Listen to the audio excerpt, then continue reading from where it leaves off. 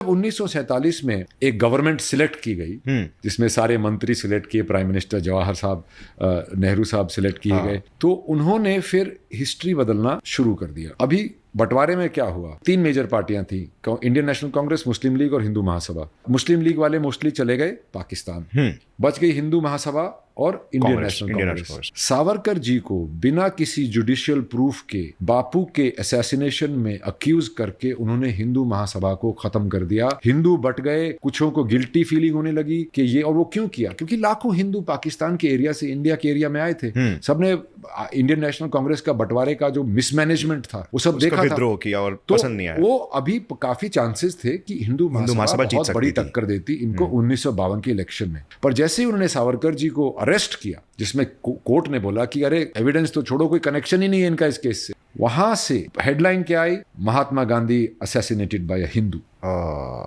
वहां से हिंदू महासभा खत्म हो गई। 1952 में इंडियन नेशनल कांग्रेस अनअपोज्ड जीत गई। तो ये उनकी कहानी, इन्होंने मारने की कोशिश की फॉर पॉलिटिकल रीजंस। और उसके बाद सावरकर जी बिल्कुल अकेले रह गए थे और लोग उनको मानते भी थे, पर शर्म के मारे कि बापू के असैसिनेशन में इनका हाथ है, लोग जुड़ते नहीं थे। फिर जब ये मरे 1986 में, तो 6 लाख लोग इकट्ठे हो गए आउट ऑफ द ब्लू। उनकी डेथ हुई, डेथ होते ही 6 लाख लोगों ने जब ये देखा तो उन पे कपूर कमीशन बिठा दी, जिसमें एक नॉन जुडिशियल बॉडी थी जिसने पता नहीं क्या इन्वेस्टिगेशन की, और उन्हें बोला कि नहीं अभी भी शक की तलवार इनके ऊपर अटक रही है। फिर 2018 में सुप्रीम कोर्ट ने एक PIL डाली किसी ने, फिर दोबारा इन्वेस्टिगेशन की और अपहोल्ड किया 1949 का वो डिसीजन कि ही वॉज इनोसेंट। तो ऐसे करके उनको दबाया गया, उनकी कहानी को दबाया गया है। और फनी बात क्या है कि जो अहिंसा के प्रतीक थे महात्मा गांधी गोली से मरे, और जो हिंसा के प्रतीक थे विनायक दामोदर सावरकर, वीर सावरकर, उन्होंने आमरण अनशन किया, समाधि ली। ये बहुत बड़ी एक आयरॉनिकल बात है, ग्रेट पैराडॉक्स। हाँ, ग्रेट पैराडॉक्स। आमरण अनशन बहुत लोगों ने किया, मरे सिर्फ सावरकर जी। तो ये उनकी कहानी थी। सीक्रेट सोसाइटीज से लेके कैसे आई, ऐसे सीक्रेट सोसाइटी थी HSRA, Hindustan socialist Republican association, जिसमें चंद्रशेखर आजाद उसके प्रमुख थे, उसके हिस्सा थे भगत सिंह। राजगुरु को यहाँ से बाबा राव ने वहाँ भेजा था। बाबा राव सावरकर, जो कि उनसे भी अनसंग हीरो हैं, वो बहुत ही इन ऑर्गेनाइजेशंस के टच में रहते थे और उनके थ्रू सावरकर जी का इन्फ्लुएंस इन सब पे पहुंचता रहता था। ओके। और सर अगर देखेंगे तो इंडिपेंडेंस का भी एक काफ़ी अच्छा credit, if not the entire credit, भी जाता है जैसे आज़ाद हिंद फौज को दिया गया कि मतलब उसके वजह से जो भी म्यूटिनीज क्रिएट हुई और बहुत सारा। तो इसके पीछे I think general GD Bakshi साहब ने एक बुक लिखी थी, तो उन्होंने कुछ प्रूफ्स भी दिखाए हैं कि वो टाइम पे कम्युनिकेशन चल रहा था यहाँ से, जो यहाँ के जनरल्स थे और यहाँ के जो भी एडमिरल्स वगैरह थे, वो वहाँ पे ब्रिटिश PM के साथ कोऑर्डिनेट कर रहे थे।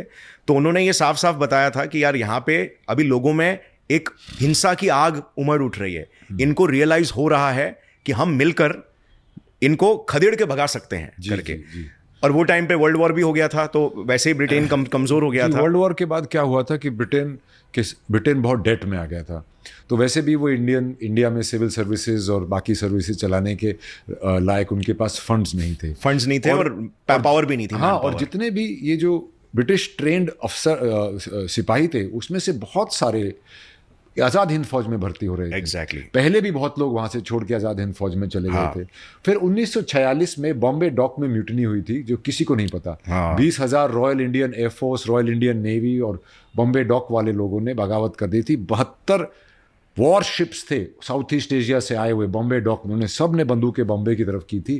तब जाके क्लेमेंट एटली, जो उस वक्त प्राइम मिनिस्टर थे लेबर गवर्नमेंट के, तब जाके उन्होंने ये माना था कि अब हम इनको बातों में नहीं उलझा के रख सकते। अब ये सशस्त्र लोग हैं, हम 1857 जैसा स्वतंत्रता संग्राम दोबारा नहीं झेल पाएंगे। एग्जैक्टली। और उन्होंने तो ये भी कहा था, जो कि मैंने पिक्चर में नहीं डाला है क्योंकि बापू हैं, उन्होंने कहा था कि महात्मा गांधी और अहिंसा का इससे कोई लेना देना नहीं था। इतनी उन्होंने ये एक बार ही नहीं, 3 बार अपनी स्पीचेस में क्लेमेंट एटली जी ने बंगाल के गवर्नर को क्लियर कट ये बताया कि मतलब रीजन क्या है, क्योंकि बंगाल के गवर्नर ने वो टाइम के पूछा कि अब तो सब कुछ आपके हिसाब से हो रहा है, आप लोग वॉर भी जीत गए वहां पे, तो अब आप छोड़ के क्यों जाना चाहते हो। तो उनका कहना था आज़ाद हिंद फौज सुभाष चंद्र बोस। जी जी जी बिल्कुल। बोस जी को ये क्या हुआ ना कि देखिए, जब इतिहास, पहले एक मजुमदार साहब आए थे जिन्होंने इतिहास लिखना शुरू किया था, उनको डिप्यूट किया गया था। फिर जब उन्होंने असलियत लिखनी शुरू की तो उनको हटा के फिर अपने चमचों को बिठा के नेहरूइन गवर्नमेंट ने इतिहास लिखवाना शुरू किया। The winner writes the history और the hunter writes the history, not the lion. अभी लायन अगर लिखता तो उसको बताता ना कि इसके हाथ कांप रहे थे, पहली गोली इधर लगी, फिर घूम के आया, दोबारा आए, फिर मेरे को पीठ में गोली मारी, तो वो सब चीज़ें नहीं लिखी गई। तो उस तरह से पूरी हिस्ट्री एक मैनिपुलेट की गई, और एक हज़ारों लाखों जो लोग थे जो कि स्वतंत्रता के लिए बड़े बलिदान दिए, उनकी फैमिलीज ने दिए, इतने लोगों को फांसी पे चढ़ाया, इतने लोगों को काला पानी भेजा, इतने लोगों को तोपों के आगे रख रख के उड़ाया, उन सब का योगदान हटा के, सशस्त्र क्रांति का पूरा योगदान हटा के हमें बोलते हैं कि सिर्फ नॉन वायलेंस ने हमको ये आज़ादी दिला दी। ये नॉन वायलेंस अंग्रेज़ों के हित में था, क्योंकि जो भी सशस्त्र की क्रांति की सोचता था या करता था या हिस्सा लेता था या प्लानिंग में आता था, उन लोगों को काला पानी भेज देते थे। इन्होंने पॉलिसी बनाई थी कि इनको हैंग नहीं करेंगे बिकॉज ये हीरो बन जाएंगे। इसीलिए सावरकर साहब को फांसी की सज़ा नहीं हुई, उनको 2 उम्र कैद की सज़ा दी, और वो 1960 में छूटने वाले थे। राइट। ऐसे ही पहले वासुदेव फाड़के जी थे, वो 1870s के एंड में 1880 के आसपास उनको पकड़ा था, और वो भी मुखबरी से पकड़े गए थे।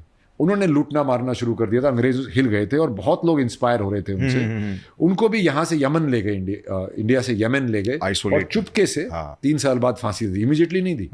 तो इसके ऊपर तभी 1885 में A.O. ह्यूम ने इंडियन नेशनल कांग्रेस बनाई, जो कि एक लिएजॉन बॉडी थी, एक आपस में डिप्लोमेटिक बॉडी, लिएजॉन बॉडी थी between British educated Indians and British. वो आपस में ही, और वो 1800 मांडवली अंडरस्टैंडिंग था कि आप मुझे समझो, हम आपको समझेंगे। पर उसमें दादा भाई नारोजी और ऐसे बहुत से लोग थे जो कि बड़े कड़क थे, गरम दल के थे, और फिर नरम दल के लोग थे, गोखले साहब और ये वो। तो ये इंडियन नेशनल कांग्रेस प्रस्ताव और हस्ताक्षरों में और अपील्स में, ये सशस्त्र क्रांति वाले किसी को मारते, उनका प्रस्ताव स्वीकार हो जाता, वो ये कुछ करते, उनका वो हो जाता। तो उनको अंग्रेजों ने भी ऊपर रखा क्योंकि वो उनके हित में थे। और ऐसे ही अंग्रेजों के जाने के बाद इंडियन नेशनल कांग्रेस जब सिलेक्ट की गई, किस बेसिस पे सिलेक्ट किया गया उनको, किस बेसिस पे सिलेक्ट किया गया इंडियन नेशनल कांग्रेस के लीडर्स को, कि वो सारा एक उस वक्त का अगर आप देखो परसेप्शन क्रिएशन, राइट, या उस वक्त की उनकी मार्केटिंग। मैं तो बोलता हूँ गांधी जी भी बड़ा परसेप्शन में बहुत बहुत स्ट्रांग थे। उन्होंने भी, मेरे को गांधी जी से मुझे कोई प्रॉब्लम नहीं है, गांधी जी की रिस्पेक्ट करते हैं, सावरकर जी भी उनकी पर्सनली रिस्पेक्ट करते थे, वो उनकी आइडियोलॉजी से एग्री नहीं करते थे। वो अहिंसा से नफरत करते थे, क्योंकि अहिंसा उनका मानना था कि आत्मरक्षा भी नहीं कर पाएंगे क्या, नपुंसक बन जाएंगे हम। तो अगर आप देखो, जैसे मैंने फिल्म की एक्सट्रैक्शन, उसके अंदर लोग शॉक हो गए थे दुनिया में कि एक इंडियन आदमी एक्शन कर रहा है। नहीं तो हमारा क्या, टैक्सी ड्राइवर, 7-Eleven, टेकी, डॉक्टर, यही सब, हमारी पूरे दुनिया में एक नपुंसक इमेज बन गई थी। ये सावरकर जी भी कहते थे, अहिंसा की वजह से। अगर आपको ये क्लिप पसंद आई तो पूरे पॉडकास्ट का लिंक नीचे डिस्क्रिप्शन में। Indulge and enjoy.